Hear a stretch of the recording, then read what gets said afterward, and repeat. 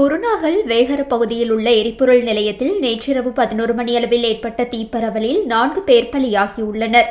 மேலும் 4 பேர் காயமடைந்துள்ளதாக போலீசார் தெரிவித்துள்ளனர். குறித்த எரிபொருள் நிரப்பு நிலையத்தில் உள்ள எரிவாயு நிரப்பு மையம் ஒன்றில் இந்த தீப்பரவல் ஏற்பட்டிருப்பதாக தெரிவிக்கப்பட்டுள்ளது. எரிவாயு நிரப்பு மையத்திற்கு எரிவாயு கொள்கலன் ஊர்தியொன்று வாயுவை நிரப்பிக் கொண்டிருந்த வேளையில் ஏற்பட்ட கசிவின் காரணமாக அங்கு தீ பரவியதாக போலீசார் தெரிவித்துள்ளனர். தீ தற்போது கட்டுப்பாட்டுக்கு கொண்டுவரப்பட்டுள்ளதாகவும் தெரிவிக்கப்பட்டுள்ளது.